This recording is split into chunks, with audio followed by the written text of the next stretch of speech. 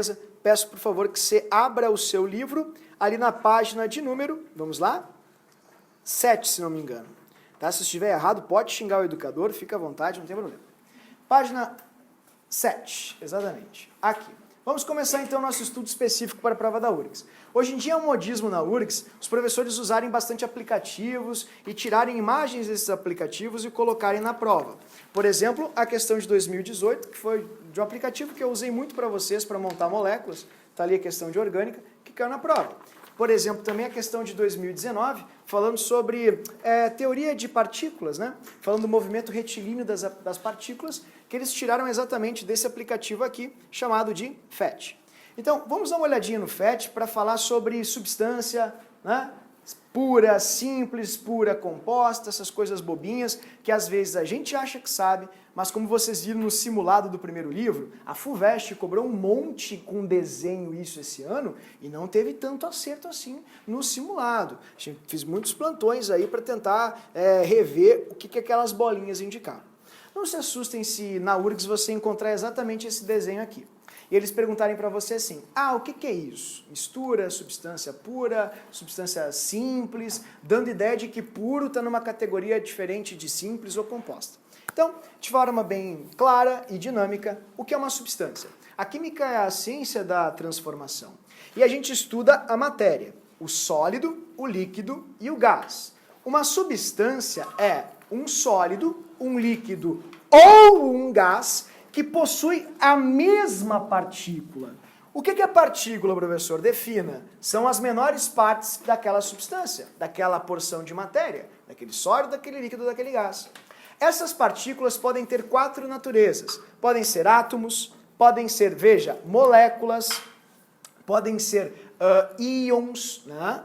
3 naturezas, desculpa. Ou íons. É isso que você vai poder encontrar como partículas destas substâncias. Então, essa natureza de moléculas ela é um pouquinho mais ampla. Mas falemos especificamente de cada uma delas. Átomos. Átomos são partículas que ficam em separado assim, isoladas. Não formam duplas, não formam trios, não formam quartetos. Ficam isolados. Exemplo, está aqui, ó.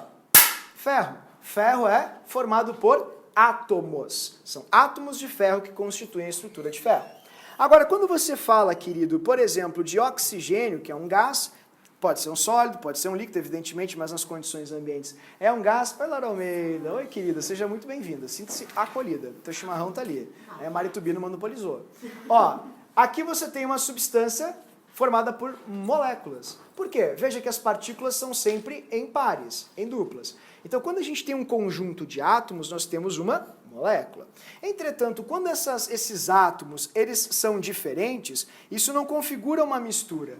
Por exemplo, aqui você tem uma substância pura, afinal todas as partículas são iguais, são os mesmos trios de átomos, 2 bolinhas brancas para uma vermelha. Entretanto, veja, eles não estão separados, eles estão todos juntos. E isso diferencia, por exemplo, uma substância, como chamamos de composta, de uma mistura. Veja que vai ter aluno que vai se atrapalhar ao perguntar, a água é uma mistura de hidrogênio e oxigênio. Não, querido, hidrogênio é um gás, oxigênio é um gás. Água é uma substância pura, ela tem pureza. Todas as partículas dela são iguais. E bolinha branca com bolinha vermelha não é mistura, é uma composição, o que classifica a substância como composta. Composta é quando você tem bolinhas de cores diferentes na partícula e, quando as bolinhas são todas da mesma cor, você chama de substância pura simples. Faz uma mistura então para mim, professor, que foi a pior explicação que eu já vi. Calma, querido, vou me esforçar mais. Faça uma mistura para ti. Vamos lá, vamos pegar aqui, façamos uma misturinha. Ó, vamos lá. Aqui você tem um sistema com uma substância pura. Como é que eu sei que é uma substância pura? Porque só tem partículas iguais. Isso classifica uma substância pura. Tá, e essa partícula é molécula, é íon, é átomo? É átomo. Por que não é íon? Porque não tem um mais nem um menos ali. Por que não é molécula? Porque não tem ninguém junto. Não tem duplas, trios, quartetos. São separados, isolados. Então temos átomos. Tá, e daí? Quer ver mistura? Ah, agora você tem mistura. Por que isso aqui não é uma substância composta? Deixa eu te perguntar. Tem alguma bolinha vermelha grudada sempre numa roxinha? Não é uma substância composta. É uma mistura. Não te assusta se não encontrar exatamente um sistema com várias bolinhas e eles perguntarem para você. Sistema 1 é uma mistura, sistema 2 é uma substância composta, sistema 3 é íon ou não. Então, uma questão bem básica, mas lembrem, quando nós não reforçamos o básico, a gente acaba comprometendo uma questão. E quanto vale a questão de substâncias puras e misturas na URGS? Vale a mesma coisa que a questão de reação orgânica e que a questão de equilíbrio químico e que a questão de estequiometria, caso tu a repudie. Vale a mesma coisa. E essa a gente não erra. Para as outras, temos a letra D. Né? Sabe muito bem disso. Tá? Então, volta aqui comigo. Isso é uma substância pura. Você sabe que uma outra coisa que a URGS adora, queridos, é a alotropia, que muita gente confunde com isotopia, pela questão fonética. Vamos tentar explicar a alotropia de uma maneira muito simples para o leigo. Se o leigo te pergunta o que é alotropia, é fácil, são substâncias diferentes formadas pelo mesmo elemento. Tá, mas e se ele te disser assim, tá, mas eu não entendi, me explica melhor. Se tu não sabe explicar, é porque talvez nem tu entenda direito. É uma máxima, quem disse isso foi o Bohr, quando ele ganhou o prêmio Nobel dele. Veja, o que é a alotropia e como ela se diferencia de uma isotopia? O que é um alótropo, o que é um isótopo? Vamos lá? Vamos supor que você tenha um balde de Lego. Nesse balde de Lego, todas as pecinhas são iguais. Entretanto, tem cores diferentes. Concorda comigo? Veja, então elas têm o mesmo formato, mas têm cores diferentes. As cores diferentes indicam os diferentes isótopos. A comparação entre uma pecinha e outra é isotopia. Agora, se tu pegar essas pecinhas e montar uma ponte, montar uma casa, montar um carro, ou Wesley, seu irmão mais novo, né, caso você tenha um episódio de esquizofrenia, você faz o quê? Você tem estruturas diferentes, mas formadas pelas mesmas pedrinhas. A estrutura diferente da outra se chama alotropia. As pedrinhas diferentes uma da outra, querido, se chama isotopia. Veja que todas as moléculas, ou estruturas, desculpa, aqui, né, a gente só tem uma molécula, todas as estruturas aqui, elas são formadas pelas mesmas bolinhas, só que elas são diferentes. Aqui você tem uma bola, chamamos de fulereno, aqui você tem uma malha, aqui você tem várias malhas, e aqui você tem uma estrutura tetraédrica. Então, as estruturas diferentes, no mundo micro, não parecem ser relevantes, mas no macro, fazem grafite, que é isso aqui, tá vendo? Saúde, não tranca, querido, não tranca. Né? Fazem diamante, que é o carbono sp3, grafite e carbono sp2, conversamos muito sobre isso no Enem, então eu não vou entrar muito a fundo nessa parte. E o carbono grafeno, que eu acho que vai aparecer. Hoje, se você puser no Mercado Livre, aí, aquecendo a sua Black Friday, louco para se endividar, você vai encontrar o quê? Galaxy Fold, Xiaomi dobrável, TV LG dobrável, já se vende, isso é uma realidade, isso não é utópico, não é? Não, uma coisa de ficção científica, está aqui. Então, essas interfaces novas que são flexíveis são feitas com grafeno. A URGS adora grafeno. O que é o grafeno? O que é o fulereno? O que é o diamante? E o que é o grafite? Querido, são alótropos do carbono. Mas o grafeno é feito por isótopos diferentes do diamante. Se você respondeu isso, você nunca teve infância e nunca brincou de Lego, porque a metáfora que eu acabei de fazer para você de nada valeu. No Lego, todas as pecinhas são assim, são as mesmas pecinhas que você usa para fazer uma ponte, para fazer um carro, para fazer, sei lá, um castelinho. O que muda é a estrutura. Então, em poucas palavras, a montagem é a alotropia, a pecinha, isotopia. Carbonos mais leves ou mais gordinhos são isótopos. Carbonos, olha só, estruturados em triângulos, em tetraedros, formam alótropos. Tudo bem? Poucas palavras, só duas. Alotropia, primeira palavra. Macro. Isotopia, segunda palavra, micro. Tá? Alotropia, estrutura. Isotopia, átomo. Tá? Não esquece disso, pelo amor de Deus. A URGS adora fazer essa relação dicotômica. Depois disso, transformações. Nas transformações é muito comum a gente se atrapalhar ou cometer alguns errinhos bobinhos. Então, vamos dar uma olhadinha aqui no quadro, o professor deixou pronto para ti algumas coisas, para falarmos de transformações. Lembra que o professor comentou, queridos, que é muito comum o aluno mais afoito, aquele aluno que é precoce, assim, que é muito ligeiro, é muito comum esse aluno ferver água no freezer e fazer gelo no fogão, mas com uma convicção incrível, com uma certeza indescritível. Ele faz o quê? Como diria o poeta, ele dá aquela sentada. Por quê? Porque, querido, tu sabe que se ferve água no fogão. Mas é o contexto da prova, às vezes, e a forma como eles cobram, façam com que você se equivoque. Vamos dar uma olhadinha aqui em termos mais físicos, para as trocas de estado físico? Vamos lá? Dá uma olhadinha para cá. Primeiro, a maioria dos concorrentes de vocês não sabe definir o que é ebulição ou fervura. Oi, quem é que não sabe? É a temperatura na qual a água troca de estado líquido para o gasoso. Tô te falando, o pessoal não sabe. Porque se você responde isso, você não sabe o que é ebulição. Afinal, quando você vai fazer sua higiene pessoal, você liga o seu chuveiro no quente, a água está trocando do líquido para o gasoso, querido. E não está fervendo, graças a Deus, senão você estaria se cozinhando, não fazendo sua higiene pessoal. Né? Exatamente. Então, o que é ebulição? Você sabe muito bem, conversamos muito sobre isso. Ebulição é o quê? É a temperatura máxima que um líquido chega submetido a uma pressão.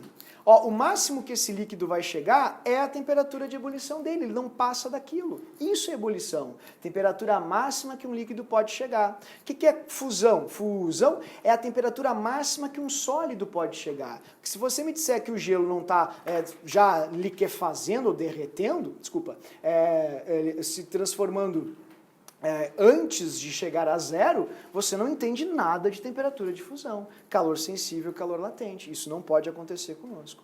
Bom, professor, seja mais objetivo. Vamos lá, claro que sim. O princípio básico da termodinâmica é que a energia se conserva. E uma invenção assim que os físicos criaram para explicar por que as coisas acontecem é que a entropia do universo aumenta, sempre. Ou seja, todas as reações são espontâneas quando elas tendem à bagunça, à desordem, que tem um nome prolixo e científico de entropia. Entropia é igual a desordem. Quando você esquenta, você fornece energia. A energia é absorvida pelas partículas. E as partículas mais energizadas tendem à desordem.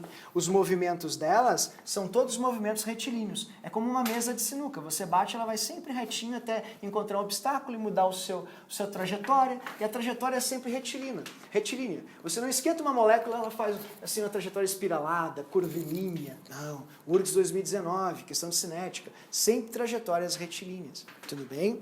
E quando você esquenta, ou seja, fornece um processo ou fomenta um processo endotérmico de absorção de energia, você promove a desordem, aumenta a mobilidade, diminui e chega ao ponto de acabar com as relações ou interações intermoleculares.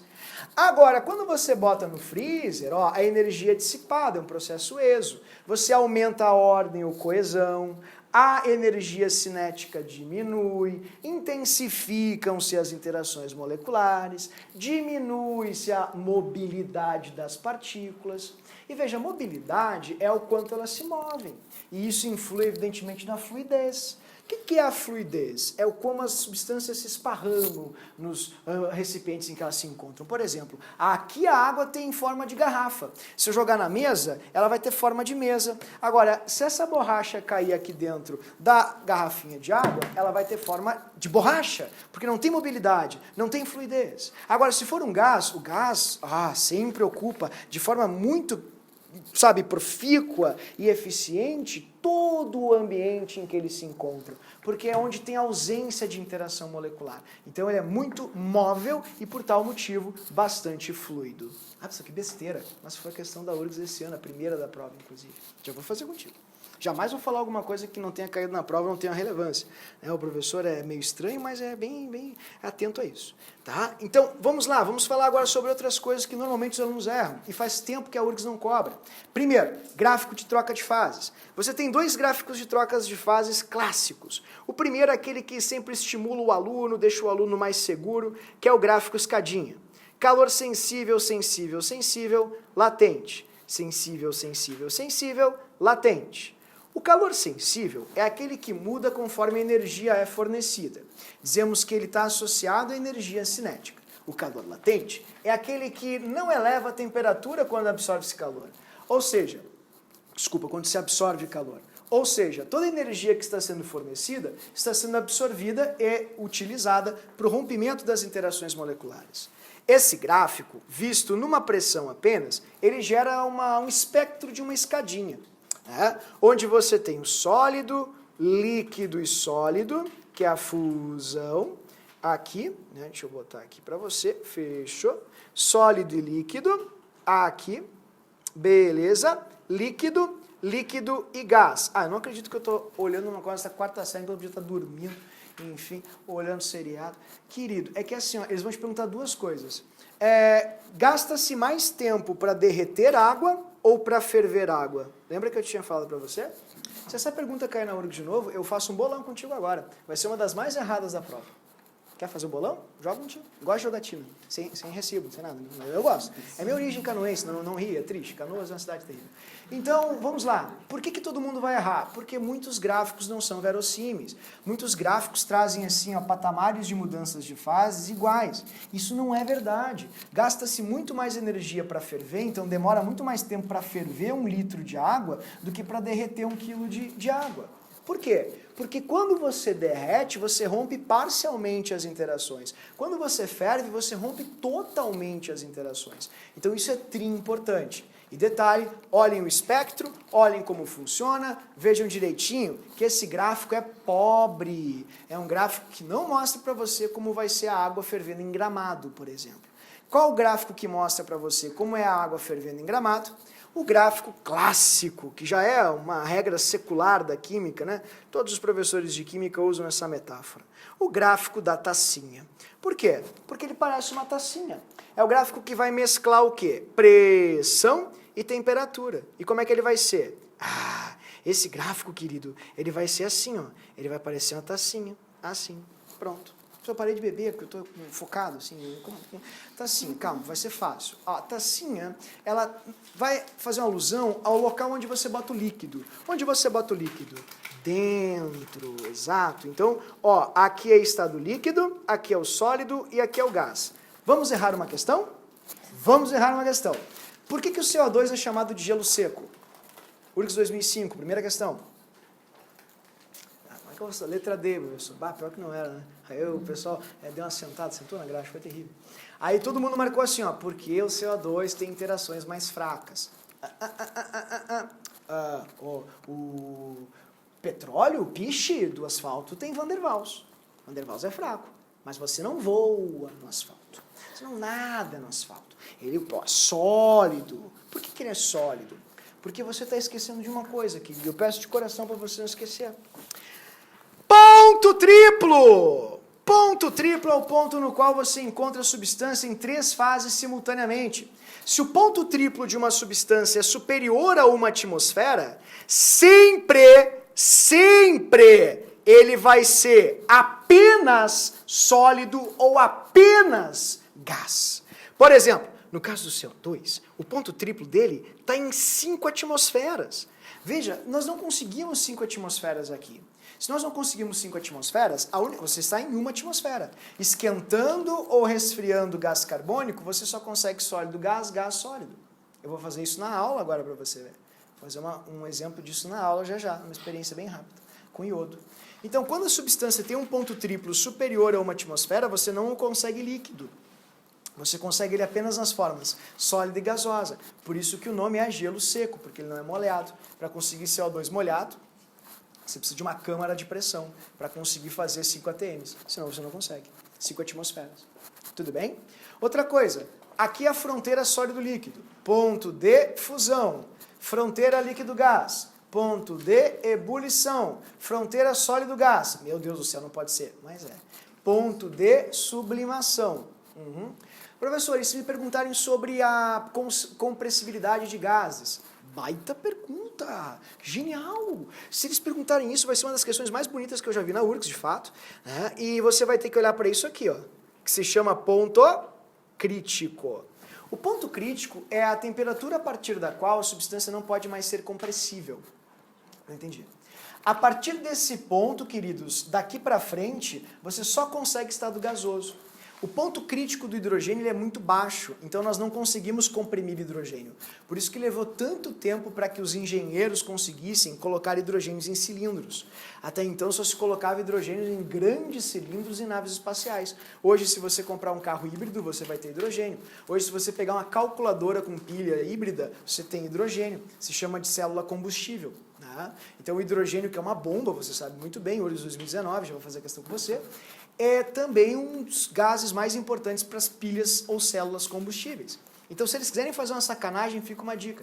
O nome desse ponto é ponto crítico, Quando uma substância tiver um ponto crítico muito baixinho, significa que ele só consegue ficar gasoso, não consegue mudar, não importa quanta pressão você faça. Porque a partir daqui, tá vendo? Ó, se você aumentar a pressão ou diminuir a pressão, ele não muda, ele só fica gasoso. Tá vendo? Então, ponto crítico pode ser uma novidade, um ineditismo da prova da URGS esse ano. Entretanto, eu chutaria, não no ponto crítico, mas nisso aqui, ó. Ou no ponto triplo, que é mais tradicional, ou nisso aqui, que foi da URGS 2018, que a URGS adora, tem uma fixação platônica. Platônica não porque de fato faz, né? Não é aquela coisa do desejo, mas uma fixação inenarrável para falar de curvas, vamos lá? Curvas de pressão de vapor. E todo mundo se atrapalha. Então não vai acontecer isso conosco, queridos, vamos nos preparar. Eles vão dar várias curvinhas para você de pressão de vapor. A pergunta clássica dos alunos é, como é que eu vou saber o que isso significa? As curvas de pressão de vapor são estas bordas aqui do seu gráfico tacinha. Só que como ficaria muito poluído colocar 3 gráficos tacinhas no mesmo plano cartesiano, coloca-se apenas aquela parte ali. Tá, pessoal? Explicação horrível. Tem como ser mais claro? Sim, eu vou me esforçar. Ó, pronto. Deu, passou. Agora foi. Então, é essa parte do gráfico tacinha. Eles vão te dar uma pressão para você pensar. Tá, essa pressão aqui pode ser, professor? Pode. Aí ele vai te perguntar assim, nessa pressão, qual é gasoso a 20 graus Celsius? Qual é líquido a 30 graus Celsius? Então, bem devagar, faça comigo esse movimento. Começou. Líquido, ferveu roxo. Líquido, ferveu azul. Líquido, ferveu vermelho. Essa linha é a barreira entre o líquido e o vapor. E vão perguntar para você, qual dos 3 é o mais volátil? Não tem como fazer? Claro que sim, querido. Na URGS você pode usar não só a sua caneta preta, né, como no Enem. Sugiro que você pegue ali, ou o dedinho, que seja, e pegue uma temperatura. Pega a temperatura. Professor, está muito ruim, me desculpa, eu não estou entendendo nada. Calma, vou me esforçar mais. Pode ser nessa temperatura aqui? Tá, pode ser. Onde é que é a temperatura mesmo? No de baixo. Temperatura. Tá. E aí, qual é o mais volátil? É muito fácil. Olha ali o vapor desse. Mas que vapor, professor? É pressão de vapor. Quanto maior for a pressão, maior é a pressão dos vapores daquela substância. Então, temperatura, pressão de vapor do vermelho, pressão de vapor do azul, pressão de vapor do roxinho. O mais volátil, querido, é sempre quem tem a maior pressão de vapor numa temperatura, porque daí ele evapora mais. Ele evapora de forma mais vigorosa e intensa. Então, professor, me desculpa, eu tenho memória seletiva, não estou entendendo nada. Uma frase só. Quanto mais para a esquerda, maior é a volatilidade, a pressão de vapor. Então, se você quiser ver a pressão de vapor de um líquido, por favor, só lembrar da setinha. Quanto mais para a esquerda, maior é a pressão de vapor ou a volatilidade. Tudo bem? A URGS é apaixonada por esse gráfico. Fica a dica. Por favor, queridos, não esqueçam. Tá, professor, posso ir embora? Não, calma. Porque essa foi uma transformação física, querido. A substância não mudou. Era água. Água sólida, água líquida e água gasosa. Entretanto, quando você faz fermentação, queimas ou combustões, ou oxidações, até em células vegetais, como na folhinha, você tem transformação de substâncias. E quando você transforma uma substância, veja, ela não é mais a mesma. Lembrem, a química é a ciência da transformação. A gente tirou isso do Tratado de Química Elementar lá do Tony Lavoisier. A natureza, onde se cria, onde se perde, tudo o quê? Ele é o pai da química, querida. Ele e a sua esposa, né, que, enfim, fizeram um tratado juntos. E ele que depois foi decapitado em 1794 pela Revolução Francesa, mas não tem nada a ver com a aula, mas eu queria falar. Entende? E não esqueçam disso. Bom, sobre sistemas e categorização, aquela coisa bobinha, isso aí não me dá bola, né? Uma coisa só que me preocupa é a classificação de substância homogênea, né? Substância heterogênea. Não, substância heterogênea, claro, querido. Eu vou fazer com você, inclusive, um sistema heterogêneo logo, só não quero dar spoiler. Vou fazer uma reaçãozinha para você. Mas se você bota gelo na água, você tem água sólida, água líquida. É uma substância num sistema hétero. Agora, se você tem água mineral, você tem uma mistura hétero. É uma hétero, porque é água e minerais. Mas você não vê os minerais, você não está vendo aqui o cálcio, o flúor, o sódio. Então, é uma mistura homogênea. Mas não tem um outro nome para chamar a mistura homogênea que vai me atrapalhar na prova? Tem, solução. Então, não esquece dessa dica, tá? Solução é bem comum, bem importante, e eles podem cobrar. Sobre as transformações, bom, beleza. Sobre as classificações, tranquilo. Agora que a gente já classificou, a gente tem que separar. Se você misturou, você tem que saber separar. E como é que você faz a separação? O professor fez um cartãozinho para você de separação, que eu já versei sobre na aula passada, e eu vou reiterar agora com um pequeno adendo, um pequeno acréscimo. Esse é o cartão de técnicas de separação. Dica, eu sempre fui muito mangolão, muito burro, porque eu te falei, em Canoas o ensino é focado na sobrevivência, não na intelectualidade. Então o que acontece, pessoal? Quando eu fui fazer prova, eu tinha muita dificuldade porque eu não sabia qual era a técnica utilizada. Uma coisa que me ajudou muito uma pessoa perdida, foi a mistura é homo ou hétero. Porque se ela for homo, é isso que eu tenho que fazer. Se ela for hétero, eu tenho mais opções. A URGS gosta de todas, mas tem uma que a URGS gosta mais e que é uma experiência que você... Olha, ali a Laura Almeida está utilizando a experiência e nem percebeu. O que se faz quando você toma um chimarrão? O quê? O quê?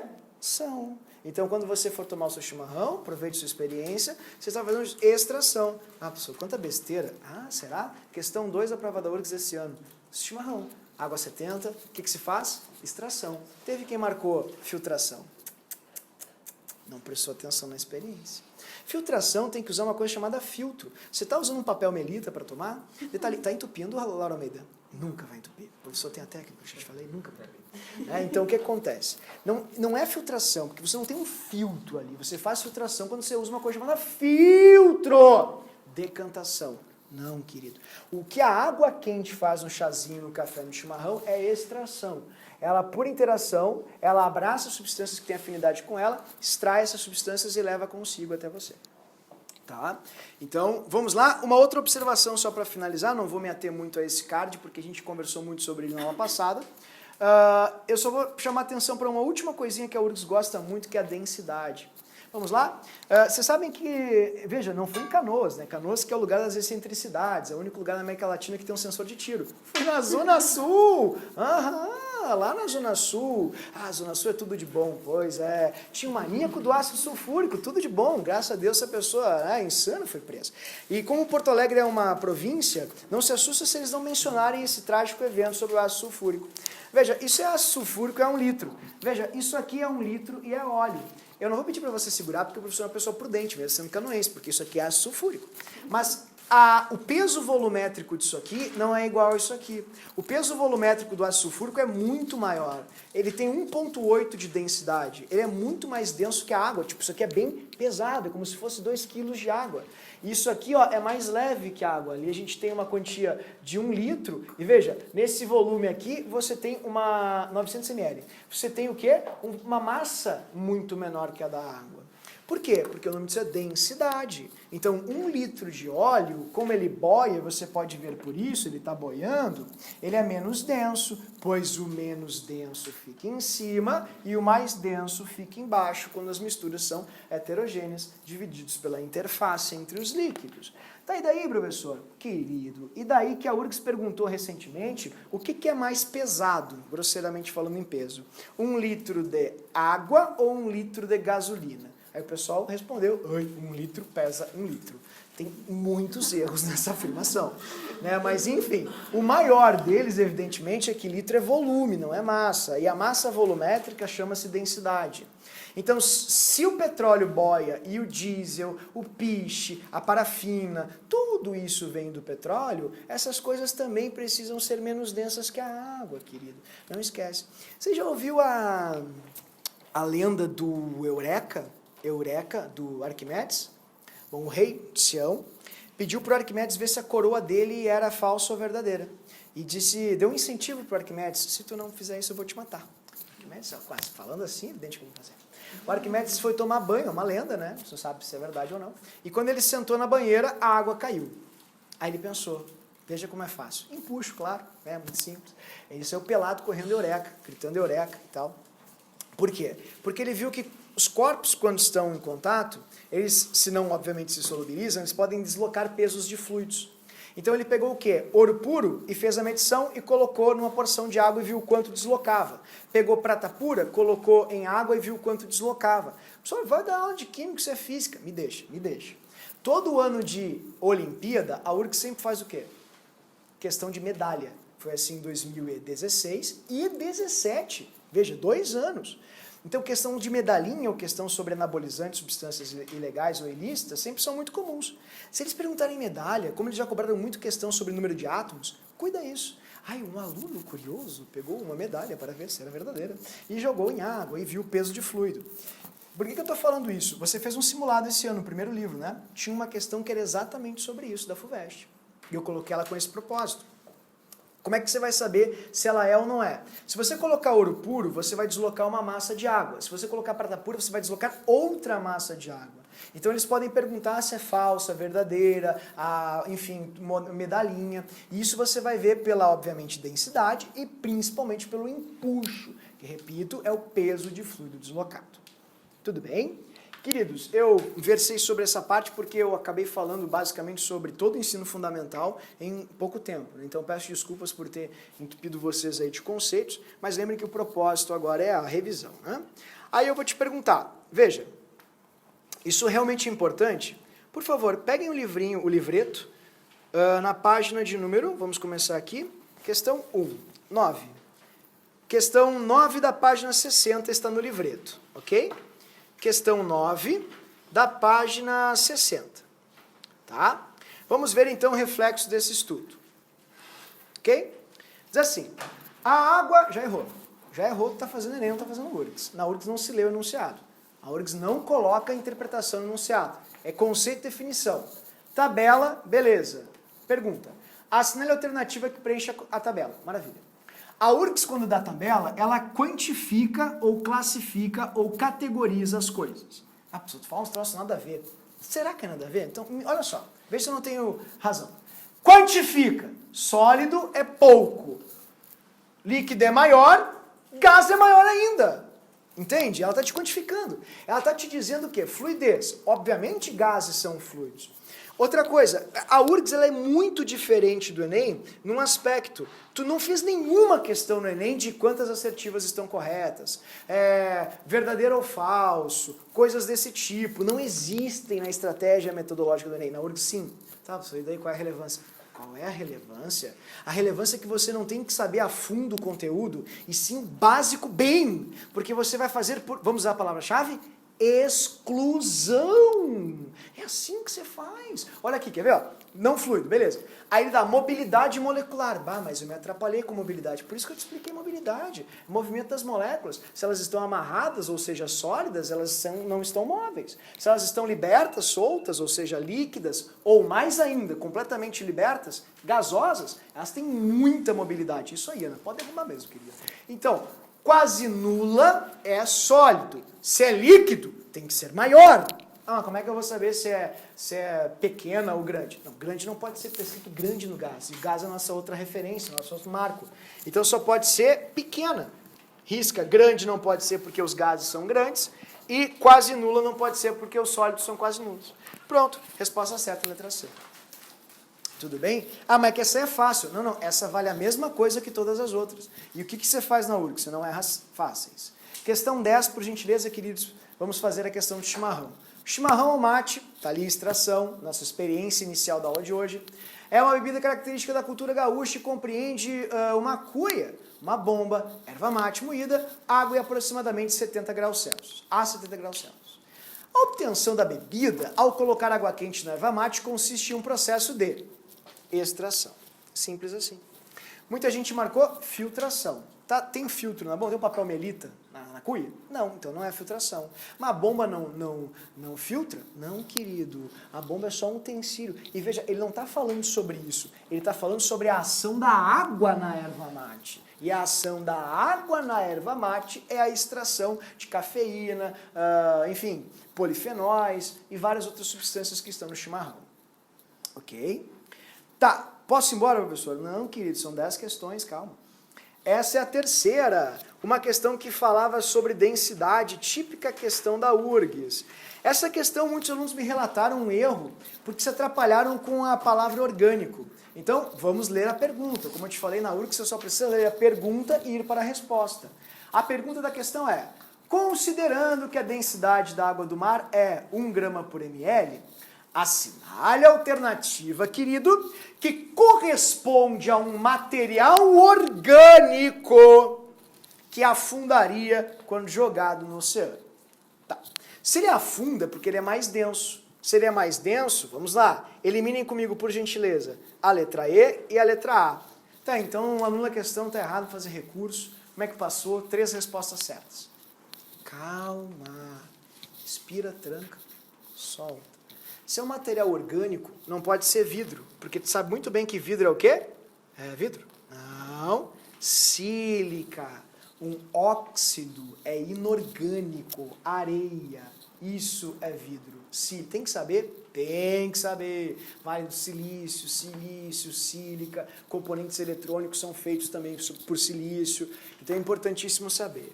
Alumínio também não é uma substância orgânica, porque alumínio é um metal. Então você tem ali um metalzinho, metais não são orgânicos. Ah, a professora, ela está muito ruim, me desculpa, mas não faz sentido nenhum. Tá, então eu vou ser bem objetivo. Orgânico é tudo que tem Chonxp, lembra?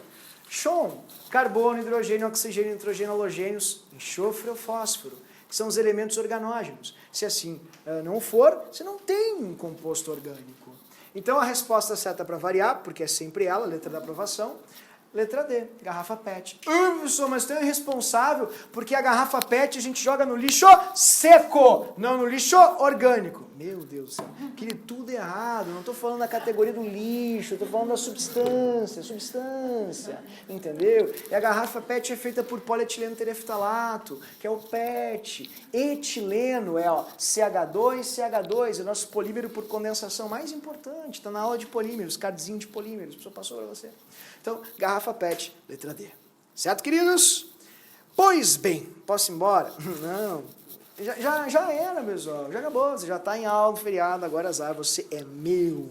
Vou lhe usar didaticamente para o seu crescimento pessoal. Pois bem, cardzinho de atomística. Veja que, até peço desculpas, eu enfatizei muito isso. Modelo atômico no Enem, probabilidade baixíssima. Mordi a língua, caiu. Bem feito, né? Bem feito. Pelo menos foi um modelo atômico muito raso, assim, muito simples, foi o de Dalton. Não é muito costumeiro ter Dalton na URGS, mas eu não vou mais afirmar nada, porque eu fiquei triste com essa daí. É verdade. A URGS também não cobra muito modelo atômico, preciso te dar um dado. Foi 2001, questão sobre Bohr, depois teve 2005, questão sobre refutação, depois teve 2010 e depois 2013, e a última foi em 2018. Então esse foi um levantamento de 2000 até 2019. Não é muito comum, não. Porque a URGS adora atomística, não gosta de modelos atômicos, é uma coisa bem diferente. Tá, professor, então o que eu preciso saber? Vamos lá, vamos dar uma revisada aqui nos modelos atômicos. Dalton foi o primeiro modelo empírico, experimental, porque, veja, os filósofos atomistas ou materialistas tinham apenas epifanias e ideias, e a base experimental não existia, era só o argumento e o processo dialético de argumentação e refutação.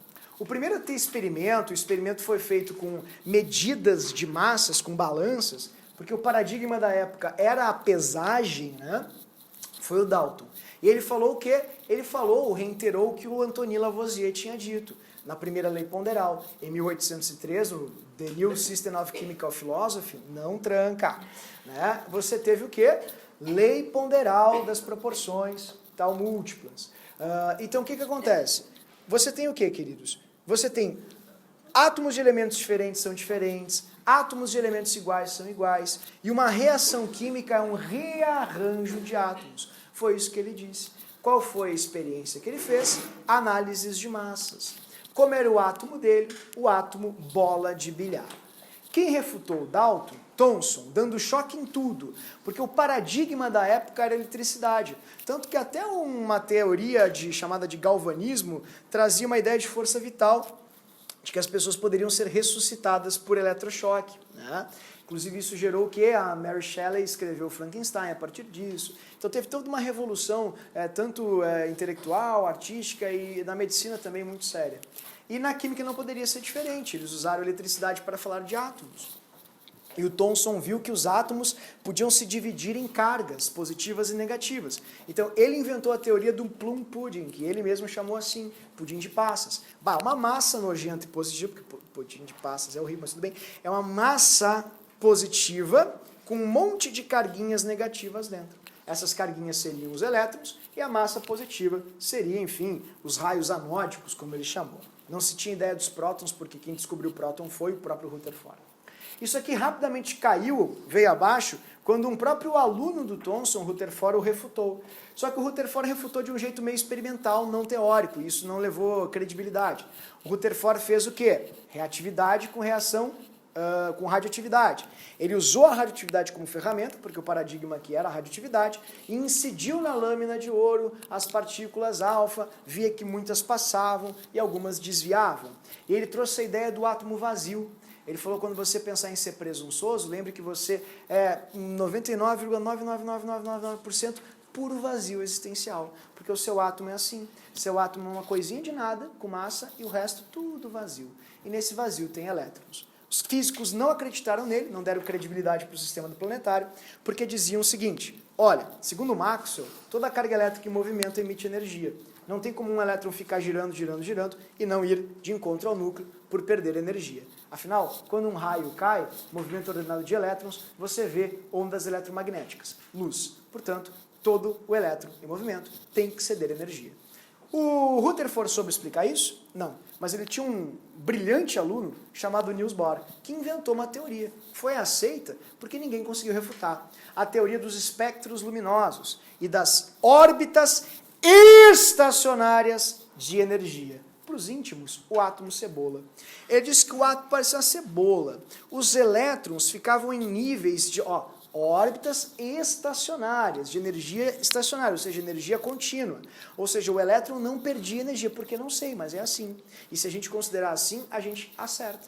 Então a química, a física, a ciência é movida por modelos. E esse modelo é o modelo que a gente emprega até hoje para explicar as coisas. Segundo Bohr, o elétron pode ser excitado, questão do Enem. Você tem absorção de quantum, ou quanta, né, que é o plural de quantum. O elétron pula para níveis mais externos e ao retornar ao seu nível de origem, ele devolve essa energia na forma de fótons. Não é esquecível as cores dos testes de chama. Vamos lembrar da aula passada? Sódio é o quê? Amarelo. Cálcio é o quê? Vermelho, quase, eu também me troco tudo também, desculpa você que é daltônico. E cobre, agora sim, é o quê?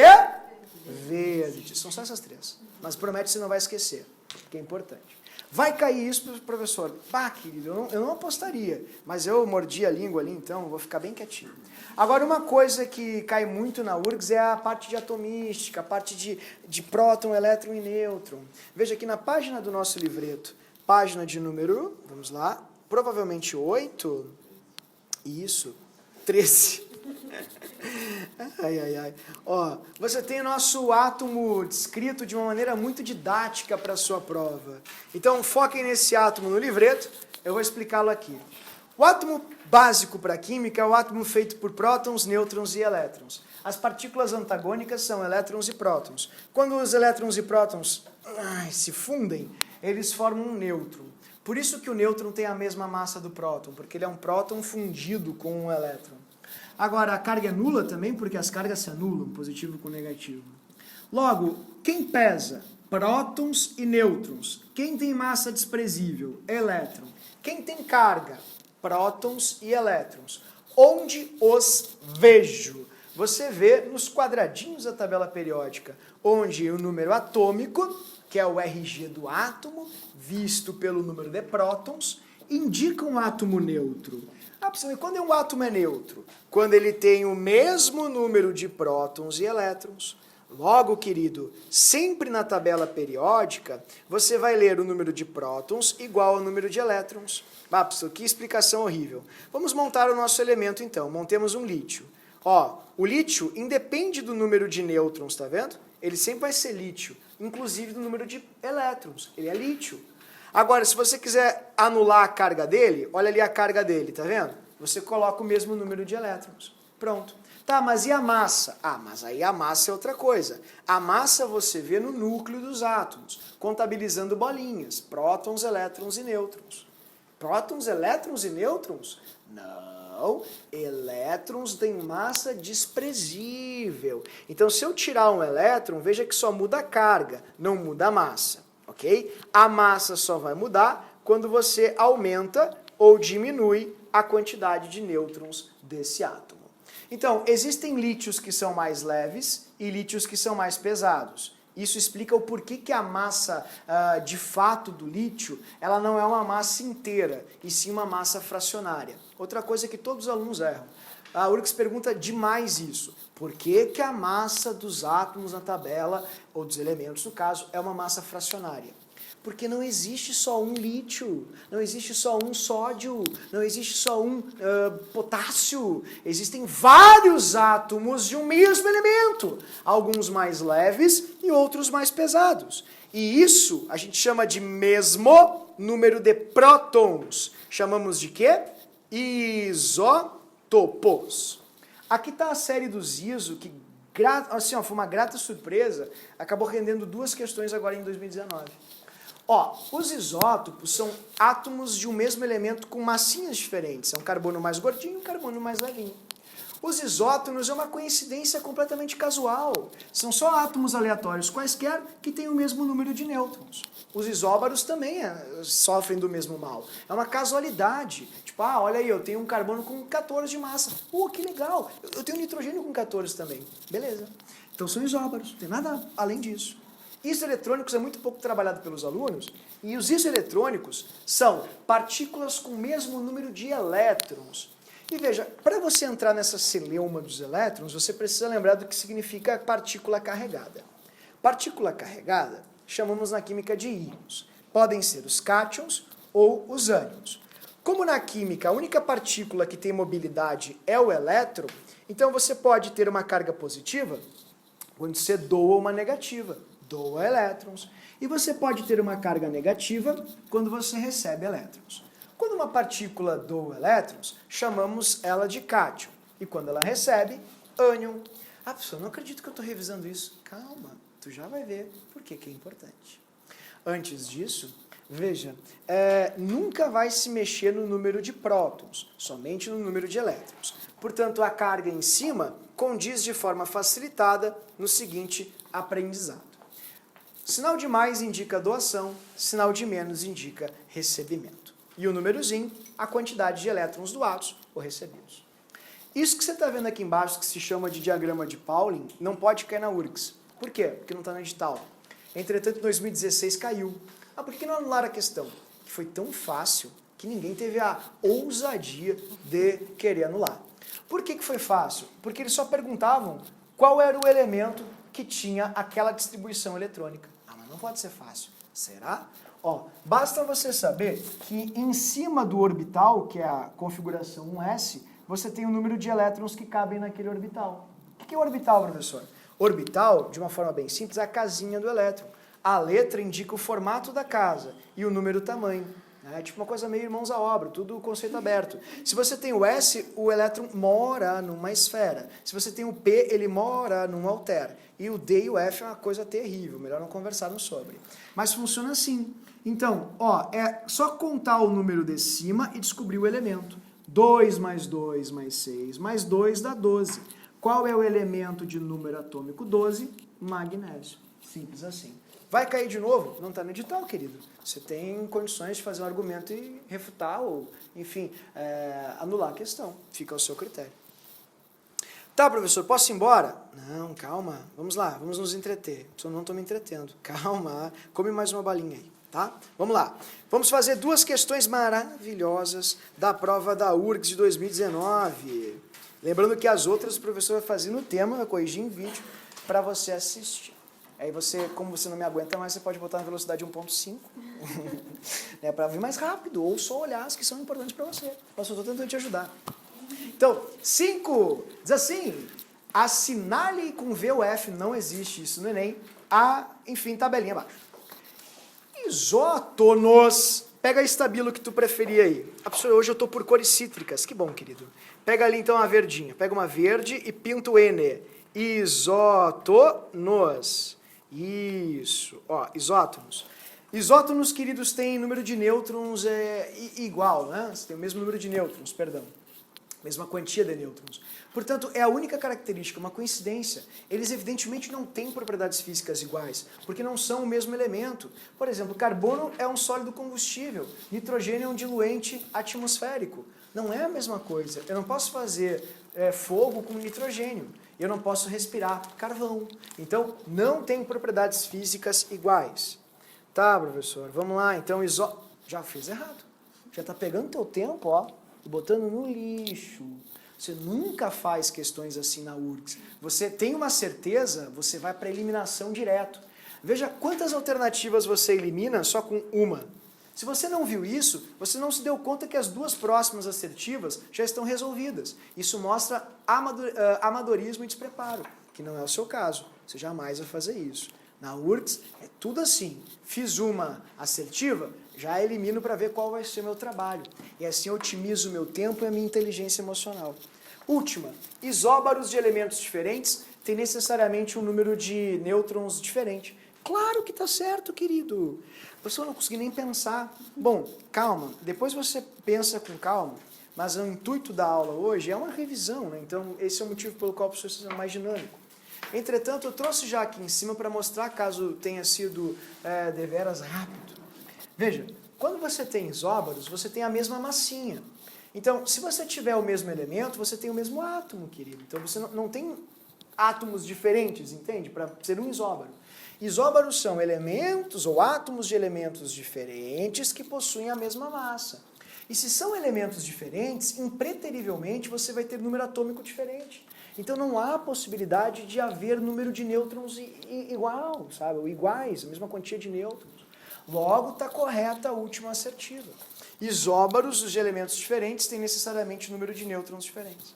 Isóbaros têm propriedades químicas iguais? Não. Isóbaros são elementos diferentes, então não têm propriedades químicas iguais. Falso. Isótopos têm propriedades químicas iguais. Sim, são elementos iguais, átomos do mesmo elemento. Só são mais leves ou mais pesados. Resposta certa, para variar, a letra da aprovação, letra D. Posso ir embora, professor? Calma. Olha aí, olha que coisa maravilhosa essa questão. E veja, eu tive muita crítica nessa questão. Isso é sintomático. Eu estou acostumado a ouvir muita reclamação sobre a palavra isoeletrônico. Como é que eu ia saber? Pô, pessoal, agora vamos fazer uma meia-culpa, né? Uma autoavaliação. Vamos lá, o professor falou muito sobre isoeletrônico no nosso livro 1, batia muito em cima dessa tecla, porque a URGS é chata, a URGS adora isoeletrônico. Então não é novidade cair uma questão assim. Isoeletrônico é o mesmo número de elétrons. Olha que rápido essa questão. Vamos lá. Ação alternativa que exibe série isoeletrônica. Primeiro, letra A. Alumínio mais 3. Alumínio, querido, tem 13 prótons e 13 elétrons. Se ele perdeu 3, 10. Silício, 14 elétrons. Perdeu 4, 10. Enxofre, 16 elétrons. Ganhou 2, 18. Lembrando, como eu falei para você que era importante, sinal positivo indica doação, sinal negativo indica recebimento. Está errada a letra A. Cloro, já está errado. Por que, professor? Querido, cloro e bromo, isoeletrônico nunca. Cloro tem número atômico 17, bromo tem 35. Quantos elétrons um cloro tem que ganhar, um bromo tem que perder para ficar com o mesmo número de elétrons? Jamais. Silício e selênio, cai fora. Ah, eu estou fazendo muito rápido. Não, querido, o silício tem número atômico 14, selênio tem 34. Não tem como eles ficarem com o mesmo número de elétrons. Afinal, 14 mais 4, perda de 4 elétrons, dá 10. Selênio ganhou 2, 36. 10 e 36 não é o mesmo número. Cálcio e alumínio, está fora. Por que está fora agora, professor? Querido, 20 é o número do cálcio. Se ele perde 2, fica com 18. Alumínio tem 13. Se ele perdeu 13, ele ficou com 10. Está errado. Tá, então vamos fazer aí. Não faz aí já está pronto. Então tá aí, resposta certa da sua questão. Ó, 19 menos 1 dá 18, 20 menos 2 dá 18, 16 mais 2 dá 18, 17 mais 1 dá 18. Tudo bem? Bom, mas então foi fácil, a prova não estava tão difícil. Por que eu achei tão difícil? Talvez desorganização. Isso pode ter sido um fator de muitos erros, caso você não tenha tido uma média condizente com o que você esperava agora em 2019. Então, é muito importante organizar a sua estratégia. E isso é bom. Tabela periódica, uma questão. Tabela periódica para os puristas é só propriedades periódicas. Já errou. A URGS não gosta muito de propriedade periódica. A URGS gosta de trivialidade. A URGS gosta de saber assim, quem é que é macio e explode com água? Quem é que tem corzinha amarela? Quem é que se usa para tireoide? É isso que a URGS gosta. Então você tem que saber. Vamos conversar sobre? Devagarinho então, vamos lá. Bom, primeira coisa que eu queria mostrar para você é o seguinte. Na tabela periódica, as massas não vão ser inteiras, vão ser fracionárias. E repito, isso é um reflexo dos isótopos. Vamos falar sobre alguns isótopos que são muito importantes? Inclusive um deles caiu no Enem agora, e eu acho que os outros dois vão cair na URGS agora, por causa de Chernobyl. Bom, existem alguns isótopos que explicam por que as massas elas são fracionárias. E aqui você tem justamente um deles que eu acho que vai cair agora. Você está vendo ele é roxinho. Aqui está ele, tá vendo? Eu vou botar um pouco aqui no meu potinho. Ele parece um chumbinho, tá vendo? Ele vai passar por você agora. O que a gente já conversou várias vezes sobre os experimentos? Não lamber, não botar na boca, não é sadio, tudo bem? Lembra disso? Ok. E não coloquem, uma grande dica, na mão, porque ele deixa a mão, ó, já vai ver, eu sou muito mangolão, sempre me sujo, já vai ver, tá? Então dá uma olhadinha ali no iodo, e se você não gostar desse cheiro, eu sugiro que você não faça medicina, porque esse é o cheiro de hospital. Que cheiro horrível. Vamos trocar de curso então. Vamos fazer letras ou coisa assim. Tá? Veja aqui, ó. Pronto. Tá vendo ali? Ó. Que cor é essa fumaça aqui? Roxa. Essa fumacinha roxa que está saindo ali, o professor é um profissional treinado, tá? Pode ficar tranquilo. É bom ver a confiança que a Mari tem. Calma, vai dar tudo certo. Essa fumacinha roxa, dá pra ver que tá saindo a fumaça roxa ainda ali? Dá? Vocês conseguem ver? Tudo bem? Essa fumaça roxa se chama sublimação. Como é que é o iodo aí? Como é que é o iodo aí? Qual é o estado físico? Você acha que derreteu o iodo aqui? Não, querido. Ele passou direto do sólido para o gás. Por que isso acontece? Acabei de mostrar pra você. Ponto, o quê? Triplo. Essa é a sublimação do iodo. Uma experiência super clássica na química, é muito bonito, formar uma fumaça roxa muito bacana. E é legal que se você colocar alguma coisa em cima, aos pouquinhos ele vai cristalizar, né? Até esse próprio material aí, como tá quente na tua mão, se tu botar a mão assim embaixo, tá vendo que tá meio marrom em volta? É o próprio iodo que já está sublimando um pouquinho, é lindo. Ele começa a formar uns cristais maravilhosos em cima pela recristalização. Tá, pessoal, não estou aqui para ver mágica. Eu não quero pirotecnia, eu quero aprendizado. Tá, querido, calma, desculpa, estou tentando te ajudar. Ó, esse é o iodo, tá vendo? Onde a gente viu o iodo recentemente num seriado maravilhoso, Chernobyl. O iodo, ele tem um caráter radioativo se for o isótopo 131. Eu anotaria isso se fosse você. O iodo 131 é o isótopo radioativo. Pergunta, qual é a massa ponderada do iodo? 126. Significa que a porcentagem de iodo 131 é muito pequena, porque a média ponderada dos iodos deu 126,9. Então tem muito mais iodo... Professor, só um pouquinho. Significa que está passando aqui iodo radioativo? Sim. Professor, não foi isso que gerou problema em Chernobyl? Sim. Você é maluco? Não. Queridos, lembrem do Paracelso alquimista. A diferença entre um veneno e um remédio é a dosagem, querido. Água demais afoga, tu sabe muito bem disso. Então por que você não morre agora? Porque a porcentagem de iodo 131 é tão pequena que não faz mal algum para você com as emissões beta que ele gera, o alfa. Então, iodo, muito importante. A questão da URGS, por que as enfermeiras e médicos davam para os pacientes contaminados iodo? Porque a tireoide, que é uma glândula que regula o seu metabolismo, ela não faz seleção se o iodo é radioativo ou se ele é normal. Então, quanto mais iodo você absorvesse, mais cheio de iodo a tireoide ficaria e não absorveria iodo radioativo. Tá? Qual outro que a gente tem que saber? Vamos lá? Estrôncio. O estrôncio é muito legal. Eu sempre gosto de mostrar para você o videozinho do estrôncio. Dá uma olhadinha ali. Olha ali que massa. Ele não consegue ficar estável no ar atmosférico. Ele sempre oxida e forma óxido de estrôncio. Esse é o estrôncio, ele não existe na natureza, não existe. Ele só existe puro, né? Só na forma de compostos. O estrôncio, ele tem um isótopo radioativo que é o Enem agora até. Então a URGS pode cobrar também, porque ela já cobrou essa questão em 2012. que é o estronço 90. Veja que a média ponderada do estronço é 87,62. Então significa que o isótopo estronço 90 tem uma ponderabilidade muito pequena, ou seja, ele é muito pequeno.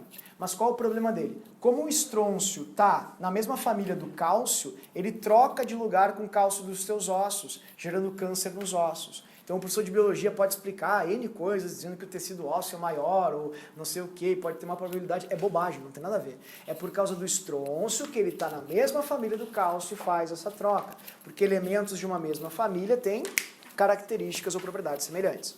Então o iodo, qual é o problema dele? Como o iodo está na família do cloro, ele pode pegar o sódio e entrar na água, na forma de iodeto de sódio.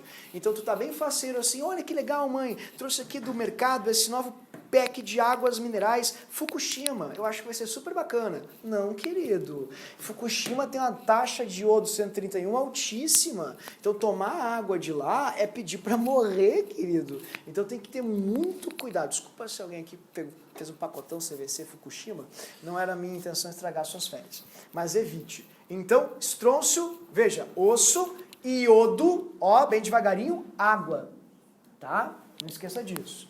E, para finalizar, 30 anos do maior acidente nuclear brasileiro, movido por ignorância, Césio 137, foi em 2017, ninguém retratou. O 137, evidentemente, é um isótopo mais pesado, muito raro, né? Ponderabilidade dele é muito baixa, ou seja, a porcentagem do 132 é muito maior, 137 é pequenininho, certo?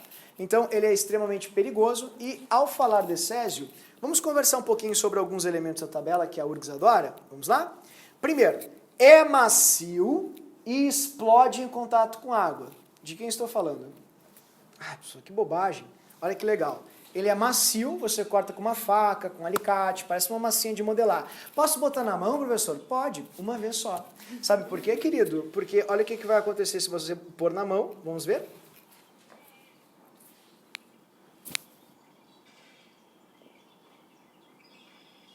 Ah, professor, mas o que é uma mão para quem tem duas? De fato é legal ter essa visão da vida, ver o copo sempre meio cheio, mas bota na esquerda se você for dessa, então você vai precisar na hora da prova, tá? Então lembra sempre disso. Oh, o hidrogênio está na mesma família deles, então o hidrogênio também explode em contato com água.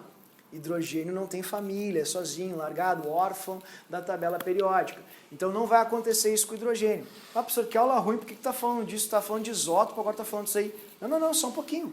Tudo bem, mas qual é a coluna que o césio está? É a mesma, né? Então se você botar césio na água, o que vai acontecer? Vai explodir. Se você pegar e cortar o césio com uma faquinha, ele vai ser cortado, porque ele vai ser macio. Lembra disso, por favor. Outra coisa, entrei agora num relacionamento sério e para mostrar aí todo o meu sentimento forte, puro e verdadeiro, ganhei uma aliança de ouro. Não para demarcar território, não. É para mostrar o sentimento. Por que ouro, professor? Porque o ouro é um metal muito maleável. O ouro pode ser moldado de forma muito fácil, muito simples. Então, o ouro, queridos, funciona assim. Você pode passar em roldanas ou prensas, como você está vendo, e o ouro, de fato, olha ali, ó, uma pepita de ouro, começa a ser, moldada, e olha só qual a espessura que ele pode fazer, ou ficar muito menor que uma folha de papel alumínio. Ah, professor, olha só, quando a pessoa não quer dar aula, se passa filmezinho. Eu não acredito que está fazendo isso. Calma, querido, calma. Tá? Fechou? Outro, 2019 foi importante para a história, por quê? Como é que eu vou saber, pessoal? Não sei nem o que está acontecendo em casa agora, para saber 2019. 1919, desculpa. 1919 foi quando foi assinado o Tratado de Versalhes. Faz 100 anos agora. Né? E sofreu-se muito em função disso. O eixo, literalmente os alemães sofreram muito. E uma das coisas que aconteceu talvez a guerra mais absurda que já teve, mais assim, como eu posso lhes dizer, bárbara, foi a Primeira Guerra. Porque as pessoas não faziam ideia do que estavam fazendo.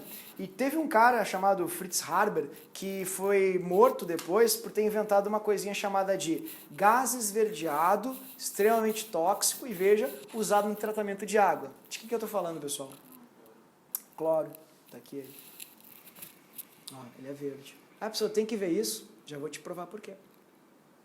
Bem feito! Não é verde! Calma, querido. Respira fundo. Pode xingar o educador, fica tranquilo para te sentir melhor. Mas espera um pouquinho. Verde. Não esquece dessa. Caiu na PUC agora, querido. O professor recém fez com você eletrólise aquosa, a URGS, a PUC cobrou, né, justamente, isso que você tem ali. Tá, por que eu tenho que saber dessas coisas? Bom, vamos lá. Por favor, dê uma olhadinha ali na questão 8 da página 59, por gentileza. 8 da página 59, questão da URGS desse ano, tabela periódica, provando que a URGS não gosta de coisas muito clássicas, gosta mais de trivialidade e banalidade sobre a tabela. Sólido com alta maleabilidade e brilho metálico. Ouro. 2. Tá vendo? 2. Fechou. Gás esverdeado. Já acabou. Cloro. 3. Prontinho. 2 e 3. Acabou a questão. Letra E. Só isso. Mas por que o... Ah, sim. Gás inflamável e pouco denso. Vamos dar uma olhadinha nesse, que ele é importante para esse ano. O nome dele é hidrogênio. Como é que você vê quando um gás é pouco denso? Pela massa molar do gás. Gases de massa molar pequena são pouco densos. Massa molar elevada, muito densos. Então veja só, são inflamáveis, extremamente importantes. Não esqueça, hidrogênio pode aparecer na sua prova. Ele é bem importante atualmente por causa das pilhas ou baterias de hidrogênio. Ok? Bom, vamos dar uma olhadinha no cartãozinho de tabela então para manter o protocolo. O que mais eu tenho que saber de tabela, professor? Ah, coisas mais assim burocráticas. Tipo, quem são os elementos naturais e artificiais? Até urânio naturais, posteriores a urânio artificiais. O que são elementos representativos? São os elementos das pontas. Colunas 1 e 2, alcalinos terrosos, à exceção do hidrogênio, família do boro, família do carbono, do nitrogênio, calcogênios, halogênios e gases nobres. O miolo da tabela é chamado de transição. E a parte interna, que fica lá embaixo, transição interna. Tá? A URGS adora usar esses termos. Lembrem que as linhas indicam as camadas ou níveis de energia, queridos, e as coluninhas, as características. Elementos de uma mesma coluna fazem a mesma coisa. Se eu botei o meu farol de neon, posso trocá-lo por um farol de xenon. Xenônio e neônio fazem as mesmas coisas. Tudo bem? Os pequenos e pegadores eletrônicos e os grandalhões e doadores eletrônicos ficam em duas pontas antagônicas da tabela. Aqui ficam os grandes e que têm vontade de doar o elétron, ficando positivos, e aqui os pequenos e que têm vontade de receber elétrons, portanto, os negativos. Lembrem que a exceção, gases nobres, que não se combinam, então não tem eletronegatividade ou positividade. Agora, uma coisa que todo mundo erra é, e aí, querido, me diz uma coisinha aqui. Quem é que é maior aqui? Ó? Vamos errar uma questão? Vamos errar uma questão. Sódio mais ou, vamos lá, oxigênio menos 2. Quem é maior? Ai, só um pouquinho. Eu vou pegar a minha tabela. Sódio, terceira linha, mais para cá. Oxigênio, segunda linha, mais para lá. Sódio é maior que oxigênio. Erramos uma questão, cumprimos nosso objetivo. A URGS adora fazer isso, né, que é uma pegadinha super clássica. Ou seja, colocar íons para medir propriedades periódicas. Veja, na tabela não tem nenhum cátion, nenhum ânion. Tá, professor, mas eu quero, assim, ó, é revisão. O que tu pode me oferecer agora? Ou é uma coisa muito mastigada, ou é uma oração. Eu vou oferecer as duas. Veja pra mim, papai era padre, já te falei. Vai ter ali uma sessão de oração, vai ser muito bom para você. Vamos mudar aqui? Tá preparado? Tá pronto? Mudou. Nuvem eletrônica. Querido, é igual um bolo. Núcleo, elétrons. Sempre que você tira elétrons, o seu átomo diminui. Portanto, cátions diminuem. Sempre que você agrega, adiciona, acrescenta elétrons, o seu átomo aumenta. Portanto, ânions aumentam. Logo, sempre os ânions serão grandalhões e os cátions serão pequenininhos, discretos e sucintos. Por favor, não esquece disso. Tudo bem? Outra informação importante sobre tabela. Pois bem, tabela periódica é isso.